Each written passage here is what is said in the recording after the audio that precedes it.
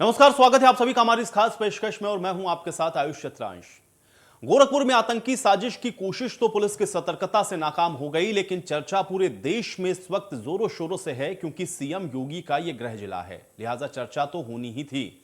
फिलहाल कोर्ट ने मुर्तजा को 14 दिन की न्यायिक हिरासत में भेज दिया है। इसके साथ ही प्रदेश के तमाम धार्मिक स्थल पर सुरक्षा व्यवस्था को और पुख्ता कर दिया गया है। इसमें अयोध्या, मथुरा, वाराणसी के मंदिरों में पुलिस अलर्ट पर है। इसमें धार्मिक स्थलों की सुरक्षा इसलिए चाक चौबंद की जा रही है क्योंकि गोरखपुर मंदिर में हमला करने की कोशिश बताई जा रही है। सवाल यहां से यह उठता है कि आईआईटी मुंबई से पढ़ने वाला छात्र इतनी कट्टर मानसिकता से आखिर कैसे ग्रसित हो जाता है? क्या वाकई में आतंकवादियों का मकसद अब पढ़े लिखे छात्रों को बरगलाने का है? और अगर ऐसा है तो यह बेहद चिंता की बात है। आखिर मुर्तजा ने धार्मिक नारों का सहारा क्यों लिया? क्या सांप्रदायिक सौहार्द को छिन्न भिन्न करने का इरादा था? ऐसे बहुत सारे ऐसे सवाल हैं, लेकिन सबसे बड़ा सवाल यह है कि आखिर पढ़े लिखे लोग कैसे दहशतगर्दी का शिकार हो जाते हैं? क्योंकि आतंकियों को यह कायदे से मालूम है कि अगर पढ़े लिखे लोग उनकी टीम में शामिल हो गए तो क्या होगा। एक कहावत यह भी है कि जब एक दहशतगर्द मरता है तो वह अपने पीछे नए दहशतगर्दियों की भर्ती का रास्ता खोल देता है, और जब एक पढ़ा लिखा आतंकवादी मरता है तो फिर वो और ज्यादा खतरनाक हो जाता है। असल में पहले बंदूक थामकर मरने वाले आतंकी को शहीद का दर्जा देने की कोशिश होती थी, वहीं अब वर्चुअल समय में बौद्धिक हिंसा फैलाने वाले अब इसको और ज्यादा ग्लैमराइज करते हैं और दुनिया भर में उसकी और ज्यादा चर्चा होनी शुरू हो जाती है। तो आर्मी भले ही आतंकियों को लगातार मार रही हो, लेकिन हर मरा हुआ आतंकी नए आतंकी को जन्म दे देता है और पढ़ा लिखा आतंकी और ज्यादा खतरनाक साबित होता है, क्योंकि वो कट्टरता को फैलाने में सबसे ज्यादा अहम हथियार साबित हो रहा है। इसलिए सरकार जब तक युवाओं की साइकोलॉजी को टारगेट कर पॉलिसी नहीं बनाएगी, तब तक पढ़े लिखे आतंकवादियों की तादाद बढ़ने से रोकने में सफलता मिलना बेहद मुश्किल है। इसके साथ ही सरकार को सोशल मीडिया पर भी कड़ी नजर रखने की जरूरत है, क्योंकि सोशल मीडिया के जरिए ही आतंकियों का अक्सर महिमा मंडन किया जाता है और शायद सरकार सोशल मीडिया में उनका काउंटर नहीं कर पा रही है, क्योंकि हमारा सोशल मीडिया एंगेजमेंट ज्यादा मजबूत नहीं है। अभी आर्मी हालांकि अपने स्तर पर, पुलिस अपने स्तर पर सोशल मीडिया पर काम कर रही है, लेकिन आतंकियों के नैरेटिव को काउंटर करने के लिए एक सांगठनिक ढांचे की जरूरत है। ऐसे में सरकारों को सोशल मीडिया पर ज्यादा तवज्जो देने की भी जरूरत होगी, नहीं तो आने वाले वक्त में आतंकी अपने मंसूबों में कामयाब हो सकते हैं। ऐसे में हमारा सवाल यह है कि आखिर टॉप की यूनिवर्सिटीज या फिर कॉलेज में पढ़ने वाला छात्र ऐसी जहनियत का शिकार क्यों हो जा रहा है? कल यूपी एसटीएफ की टीम आई थी इंक्वायरी करने के लिए। उसका 201 नंबर का रूम, उसका जो फ्लैट है वहाँ पर वो 2014 से 2020 अक्टूबर तक रहते थे। बाद में वो यूपी में शिफ्ट हुए। अभी उनका फ्लैट खाली है और वो रेंट पे दिया हुआ है उन्होंने। तो मुर्तजा के पिताजी 2-4 दिन पहले आए थे, वो यहाँ जो फ्लैट पे रेंट पे था उसको खाली किया है और बेचना है करके भाड़ीकरों को खाली करके फ्लैट अभी लॉक करके रखा है उन्होंने। सर, फैमिली बैकग्राउंड कैसा था इनका? मुर्तजा का फैमिली बैकग्राउंड, उसके पिताजी एसआर कंपनी में असिस्टेंट जनरल मैनेजर थे, अच्छी पोस्ट पे थे, लीगल हेड में थे, लॉ पढ़े लिखे होंगे, लीगल हेड में है। और जो मुर्तजा है वो भी पवई आईआईटी से केमिकल इंजीनियरिंग किया है, पढ़ी लिखी फैमिली है। अभी वो उसने ये क्या किया, क्यों किया, कैसे उसका माइंड डाइवर्ट हुआ, वो यूपी पुलिस इंक्वायरी कर रही है। अभी उनके टीम को हम यहाँ जो भी आ रहे हैं उनको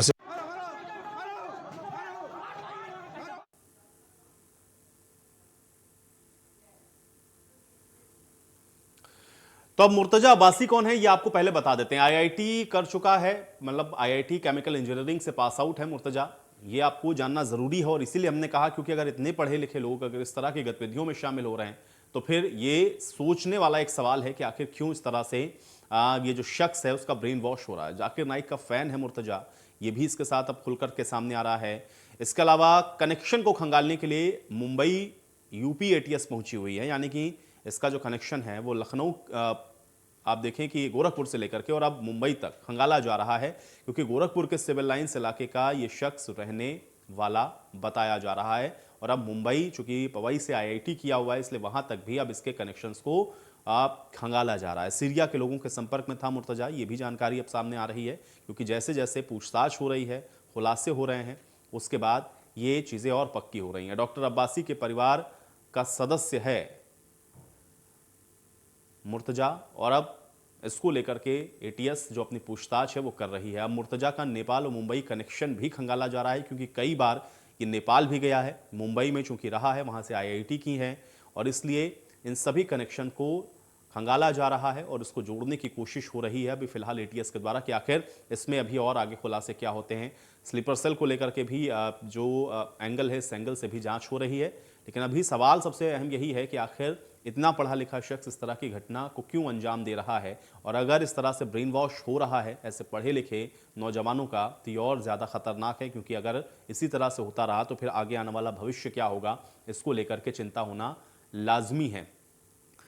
तो घटनाक्रम जिस तरह से घटित हुआ है उसमें एजेंसियां अपना काम कर रही हैं, लेकिन इस घटना के पीछे का मकसद और इस घटना के मुख्य आरोपी का जो बैकग्राउंड है ये समझना बहुत ज़रूरी है। चूँकि आईआईटी पास आउट, जाहिर बात है कि पढ़ाई लिखाई में मुर्तजा बहुत अच्छा रहा होगा, इसलिए आईआईटी क्रैक किया है। आईआईटी मुंबई से अगर पास आउट है, वो भी केमिकल इंजीनियरिंग में, तो आप ये समझिए कि आखिर ये मानसिकता यहाँ तक क्यों पहुँची कि इस तरह से उसने हमला पीएससी के जवानों पर, पुलिस के जवानों पर किया, और उसके पीछे का मकसद क्या है। ये सब चीज़ें ऐसी हैं जो कि कहीं ना कहीं संदेहास्पद हैं। नेपाल कई बार जाना, मुंबई का कनेक्शन होना, आरोपी के लैपटॉप से संदिग्ध दस्तावेज़ों का बरामद होना, या फिर उसके पास से ये बरामद होना कि वो जाकिर नाइक को लगातार सुन रहा है, ये तमाम ऐसी चीज़ें हैं जो कि इस सब पूरे विषय की गंभीरता को दर्शा रही हैं। और ये गंभीर मामला और होता हुआ आपको दिखेगा, क्योंकि जिस तरह की इस समय परिस्थितियां हैं उसमें यह समझना ज़रूरी है कि आखिर क्यों इतनी आसानी से कोई शख्स जिसका ब्रेन वॉश हो रहा है, इसके पीछे की साइकोलॉजी क्या है, कैसे इसको रोका जाए, इसको किस तरह से ट्रेस आउट करें जो सुरक्षा एजेंसियां हैं, और इस तरह की घटना किसी और बड़ी घटना की ओर इशारा तो नहीं कर रही है, ये भी अपने आप में बहुत महत्वपूर्ण है। और चलिए इसी के साथ बड़ी और अहम जानकारी का रुख कर लेते हैं। इस बीच एक बड़ी खबर है, आप तक पहुंचाएंगे। तो मुर्तजा से गुजरात एटीएस भी पूछताछ करेगी, ये बड़ी जानकारी इस वक्त हम आप तक पहुंचा रहे हैं, क्योंकि यूपी आने की तैयारी में है गुजरात एटीएस, जो कि मुर्तजा से पूछताछ करने वाली, यानी कि गुजरात से कनेक्शन होने के शक में ये पूछताछ होगी। हमले की साजिश को देखते हुए गुजरात एटीएस भी अलर्ट पर है, और इसलिए अब गुजरात से पूछताछ करने के लिए मुर्तजा के पास आ रही है, क्योंकि अभी तक कई सनसनीखेज खुलासे इस पूरे मामले में हो चुके हैं, और इसलिए जहां जहां भी कनेक्शन जुड़ रहे हैं वहां से आप देख रहे हैं कि जो पूछताछ है वो और गहरी होती हुई आपको दिखेगी। और अब जानकारी ये मिल रही है कि गुजरात एटीएस भी आरोपी मुर्तजा से पूछताछ कर सकती है। यूपी आने की तैयारी गुजरात एटीएस कर रही है। हमले की साजिश को देखते हुए गुजरात एटीएस अलर्ट पर है, और इसलिए अब ये पूछताछ करने के लिए गुजरात एटीएस यूपी आएगी। आरोपी मुर्तजा क्योंकि कई खुलासे कर चुका है, और उसी खुलासे के आधार पर आप देख रहे हैं कि अब ये जो कड़ियां हैं वो एटीएस जोड़ रही है एक दूसरे के साथ, और अब इसमें आगे और क्या खुलासे होते हैं ये भी देखना बहुत महत्वपूर्ण होगा। और क्या ये जो कनेक्शंस जुड़ रहे हैं अभी, ये किसी और बड़े हमले की ओर इशारा कर रहे थे? अगर उन सारी चीज़ों को ट्रेस आउट सुरक्षा एजेंसियां कर रही हैं तो फिर देखना यह है कि इसमें आगे कार्रवाई क्या होती है, क्योंकि अभी भी कई बड़े और अहम खुलासे लगातार मुर्तजा से पूछताछ के बाद हुए हैं।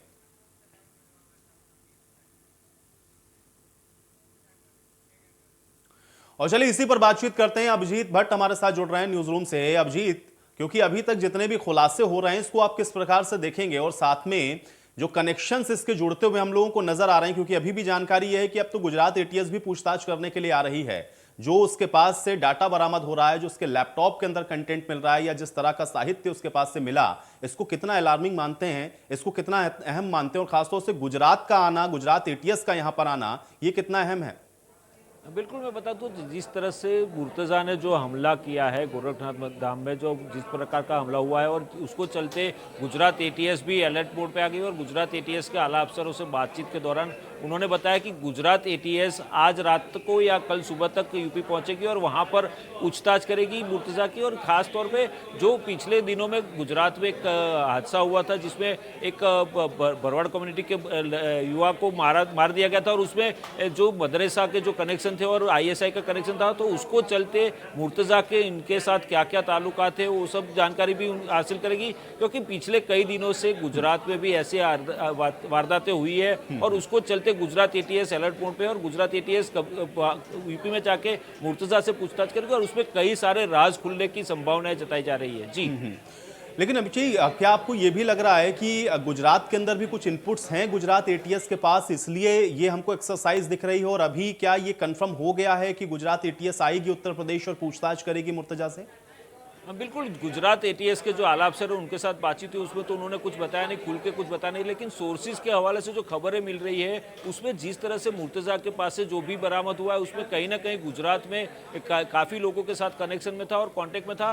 उसको चलते गुजरात एटीएस इस बारे में जानकारी के लिए जा रही है, ऐसा बताया जा रहा है। लेकिन गुजरात एटीएस के आला अफसरों ने बताया कि जिस तरह से इन्वेस्टिगेशन आगे बढ़ेगा वैसे वैसे जो भी राज खुलेंगे वो सब बताते जाएंगे और उसके आगे क्या क्या एक्शन लेना है उसके आधार पे आगे बढ़ती जाएगी गुजरात एटीएस। जी चलिए अभिजीत जी, बहुत शुक्रिया हमारे साथ जुड़ने के लिए और बातचीत के लिए।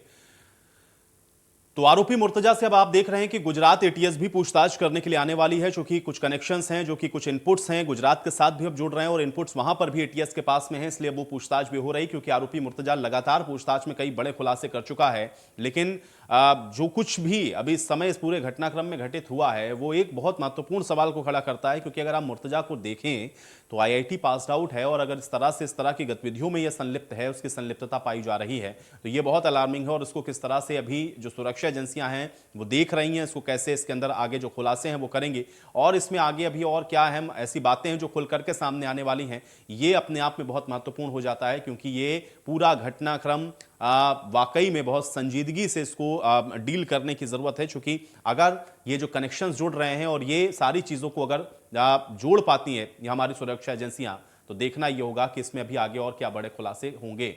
कुछ मेहमान मेरे साथ जुड़ गए हैं, आज उनके साथ भी हम चर्चा करते हैं। आमिर मिंटोई जी हमारे साथ जुड़ रहे हैं, मुस्लिम स्कॉलर हैं। आमिर मिंटोई जी, स्वागत है आपका। डॉक्टर कृष्णा दत्त हमारे साथ जुड़ रही हैं, साइकोलॉजिकल एक्सपर्ट हैं।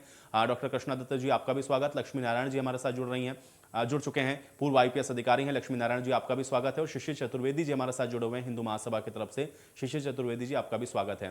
सबसे पहले डॉक्टर कृष्णा दत्त जी, मैं आपके पास आऊंगा, किस तरह से आप इसको देखेंगे, और खासतौर से जब हम लोग साइकोलॉजिकल इस चीज को समझने की कोशिश कर रहे हैं कि एक इतना पढ़ा लिखा शख्स जो कि आईआईटी पास आउट है, इसको किस नजरिए से देखा जाए, और क्यों ऐसा हो जा रहा है कि एक पढ़ा लिखा शख्स, एक पढ़ा लिखा नौजवान इस तरह की गतिविधियों में संलिप्त होता हुआ नजर आ रहा है? इसके पीछे की साइकोलॉजी क्या है, थोड़ा सा समझा सकते हैं डॉक्टर कृष्णा दत्त जी?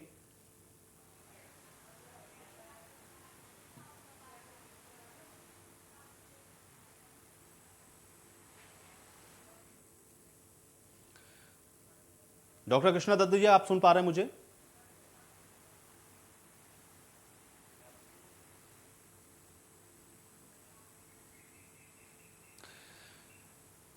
चलिए, कृष्णा दत्त जी तक शायद मेरी आवाज नहीं पहुंच रही। लक्ष्मी नारायण जी, मैं आपके पास आता हूं, क्योंकि अभी तक इस घटनाक्रम में जो खुलासे हुए हैं या फिर जो कुछ भी अभी हम लोग को दिख रहा है या जो कनेक्शन अभी इसमें जोड़े जा रहे हैं, इसको कितना अलार्मिंग मानते हैं आप? हाँ, ये देखिए, कोई भी आतंकवादी घटना है और एक आतंकवादी पकड़ा गया है, उसके कनेक्शंस हैं, क्योंकि सेपरेट तो कोई आतंकवादी बनता नहीं है, कनेक्शंस ही होते हैं तभी बनता है, पहली बात।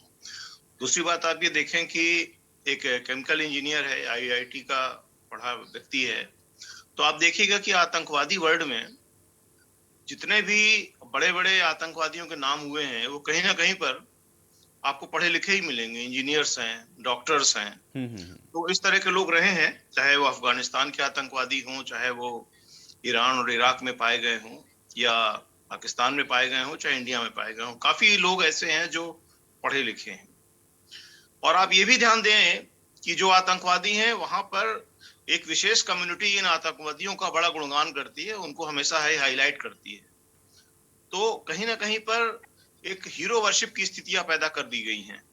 तो आज इस समुदाय में पढ़े लिखे लोगों की उतनी इज्जत नहीं है जितनी एक आतंकवादी होने पे इज्जत बढ़ जाती है। आप देखिए कि एक अफजल गुरु नाम का व्यक्ति मारा गया था, फांसी दी गई थी उसको, और उसके जनाजे में कितने लोग शामिल हुए थे ये आपको शायद याद हो। ये क्या है? ये बेसिकली उसको एग्जॉर्ट करने की पोजीशन है। और आप ये भी ध्यान दीजिए कि जितने भी आतंकवादी पकड़े जाते हैं या मारे जाते हैं, उन सबका कनेक्शन कहीं ना कहीं, कभी ना कभी, किसी ना किसी मदरसे से जरूर प्राप्त होता है। वो कहीं ना कहीं पर ये जो शिक्षा है, इस शिक्षा पर कहीं ना कहीं दिक्कत है और इसको हमें एड्रेस करने की जरूरत है। ये बात अलग है कि हम वोट की राजनीति में इस पहलू को छोड़ दे रहे हैं और इस समुदाय की गरीबी का कारण भी शायद बहुत हद तक शिक्षा ही है और आतंकवाद के पनपने का कारण भी बहुत हद तक शिक्षा ही है। इस पे हमें सोचने की जरूरत है और देखने की जरूरत है। जहां तक कनेक्शंस का सवाल है, तो जब आदमी उस दिशा की तरफ बढ़ जाता है तो कनेक्शंस भी हो जाते हैं। जी जी। और कुछ लोग तो बैठे ही इसीलिए हैं कि उनको सपोर्ट करें, तो उनको सपोर्ट मिल जाता है। जब सपोर्ट मिल जाता है तो वो सुसाइडल स्क्वाड के रूप में चले जाते हैं। और ये जो घटना हुई है गोरखनाथ मंदिर में, ये मैं क्लियर कर दूं कि ये बेसिकली यह दिखाने के लिए की गई है कि बीजेपी यहां पर जीती है और हम इनके घर पर, मुख्यमंत्री के घर पर अटैक करने की हिम्मत रखते हैं। ये जज्बा लोगों के समझ में आना चाहिए। ये खाली डिक्लेरेशन था, इसमें किसी का कोई नुकसान नहीं हुआ, कोई बहुत बड़ा हथियार लेके वो नहीं गया, वो सारी चीजें अपनी जगह, लेकिन ये एक तरह से एक चोट है, एक पूरे बिल्कुल बिल्कुल। लक्ष्मी नारायण जी, आपने जिस ओर इशारा किया, थोड़ा इस पर हम लोग और चर्चा करेंगे। आमिर मिंटोई जी, इसको आप किस तरह से देखेंगे? एक पढ़ा लिखा नौजवान जो कि आईआईटी पास आउट है, लेकिन अब जिस तरह की संलिप्तता उसकी दिख रही है, ये तो वाकई में बड़ा अलार्मिंग है। इसके पीछे के कारण क्या समझ में आ रहा है?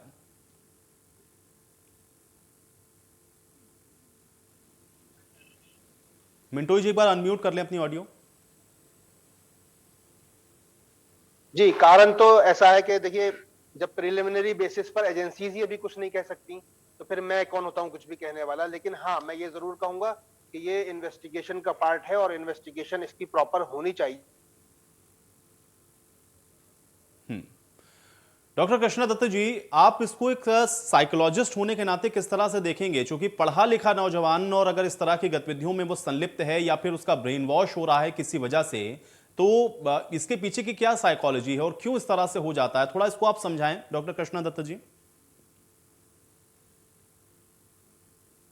हम लोगों की आजकल की शिक्षा जो है वो कोई उस तरह की शिक्षा नहीं जो आत्मज्ञान कराती है कि सा विद्या या आज की शिक्षा आपका जो भी स्वभाव है उसी को और दृढ़ करती है और मजबूत बनाती है। तो अगर आप सात्विक विचारधारा के हैं तो और सात्विक होते चले जाते हैं, अगर आप सात्विक विचारधारा के हैं तो और सात्विक होते चले जाते हैं, लेकिन अगर कट्टर विचारधारा के हैं तो वो कट्टरता को प्रश्रय देती है, यानी जो आपका मूल स्वभाव है उसको ही वो बढ़ा देती है। दूसरी बात मैं ये कहना चाहूँगा कि जो इस तरीके के संस्थान हैं जिसमें मुश्किल से दाखिला मिलता है, तो जब बच्चे इसमें सेलेक्ट हो जाते हैं तो वो अपने को अप एबव मानते हैं, वो अपने को सामान्य नहीं मानते, अप एबव। तो अप एबव होने की वजह से वो कुछ हट के कुछ बड़ा करना चाहते हैं जी। उसकी 3 कैरेक्टरिस्टिक्स कही जाती हैं। एक तो वो समाज से कुछ हट के बहुत बड़ा करना चाहते हैं, और दूसरा जल्दी कुछ उपलब्ध कर लेना चाहते हैं, जल्दी उनकी उपलब्धियां हो जाएं, और तीसरा उन्हें इस बात का थोड़ा घमंड भी होता है कि वो और लोगों से ज्यादा बुद्धिमान है। तो ये समुदाय बहुत ज्यादा प्रोन होता है गुमराह करने के लिए, क्योंकि उनको वो लगता है कि हम एक नजीर पेश कर सकते हैं, हम कुछ ऐसा कर सकते हैं जो कृष्णा जी, आपने बहुत अच्छे से इसकी साइकोलॉजी समझाई। शिशिर जी, अब आप इसको कैसे देखेंगे? देखिए, कृष्णा दत्त जी ने इसकी साइकोलॉजी को बता दिया कि इसके पीछे का कारण ये है। लक्ष्मी नारायण जी ने उसका अपना अलग तरीके से विश्लेषण किया कि भाई देखिए, जो घटनाक्रम है वो तो है इस तरीके का, लेकिन आप इसको किस तरह से देख रहे हैं? और पढ़े लिखे नौजवानों की जो संलिप्तता इस तरह की घटनाओं में संलिप्त होते हुए नजर आए, तो इसको आप क्या देखेंगे? क्या आपको लग रहा है कि बड़ा अलार्मिंग है और सही दिशा में जो प्रयास हैं वो होने चाहिए, या वो होते हुए दिख रहे हैं? शिशिर जी, देखिए किस प्रकार से दुनिया का एक धर्म आतंकवाद को प्रश्रय दे रहा है। कुछ लोग उसको समर्थन दे रहे हैं, कुछ लोग मौन समर्थन दे रहे हैं, कुछ लोग इधर उधर की बातें कर रहे हैं, लेकिन दुनिया में जहाँ जहाँ यह धर्म है, जहाँ जहाँ फसाद है, वहाँ एक ही धर्म को मानने वाले पकड़े जा रहे हैं। आखिर ऐसा क्यों है, आप बताइए। यहाँ तक कि आप देखिए, मिंटोई भाई बैठे यहाँ पर, अभी इनको मैं समझाने के लिए बात कह रहा हूँ। जो इनकी धार्मिक पहचान है उसका भी आतंकवादी दुरुपयोग कर रहे हैं, उस पर भी ये दो शब्द नहीं बोल रहे हैं। और ना इनके जैसे लोग बोलेंगे, जैसे कश्मीर में बुर्का पहन के गोली चला रही औरत, आप बताइए बुर्के का दुरुपयोग आज पहली बार नहीं हुआ, कई बार हुआ। करौली में जो आग जली हुई, पथराव हुआ, गोली चली, वो कहां से चली? मस्जिद के अंदर से चल रही है। ठीक है, तमाम जगहों पे पथराव धार्मिक स्थलों से किए गए, ये भी तय हुआ। लखनऊ में धर्म विशेष कई लोग कमलेश तिवारी की गर्दन काटते हैं। धार्मिक गाने और जो क्या कहते हैं फिल्म इंडस्ट्री में धार्मिक माहौल जो बनाया जा रहा था, भजन गाए जा रहे थे, गुलशन कुमार की हत्या इसी धर्म के मानने वालों ने कर दी। अब इस तरीके से आप इनको जोड़ते जाइए। लाउड स्पीकर ये बजाएंगे तो इतनी तेज बजाएगी जो दूसरे धर्म के मानने वालों को तकलीफ दे। मुहर्रम में ये जब जुलूस निकालेंगे तो तलवारें लेके निकलेंगे, उसके बाद ये छाती पीटेंगे, वहाँ खून खराबा करेंगे। उसके बाद ये आइए ईद पर ये सड़कों पर खून बहाएंगे, लव जिहाद करेंगे, जमीन जिहाद करेंगे। और तो और दुनिया की सबसे बड़ी ताकत अमेरिका के अंदर कल इन्होंने टाइम्स स्क्वायर पर जाकर के तराबी पढ़ी। यहां पर उत्तर प्रदेश में हो चाहे देश भर में हो, ये सड़कों पे नमाज पढ़ेंगे, तराबी पढ़ेंगे। मतलब पूरे दुनिया में कहीं कोई तकलीफ में है तो शिशिर जी, आप किसी के साथ मुझे बात के साथ चर्चा यही समाप्त करनी पड़ेगी, मेरे पास समय नहीं है, नहीं तो मैं और अभी आप लोगों को समय देता। बहुत शुक्रिया आप लोग का समय निकालने के लिए, चर्चा का हिस्सा बनने के लिए। हालांकि अब एटीएस इस पूरे मामले में जांच आगे बढ़ा रही है और अब देखना यह है कि जो कनेक्शन जुड़ रहे हैं उसमें आगे खुलासे और क्या होते हैं। इस खास पेशकश में मेरे साथ फिलहाल इतना ही।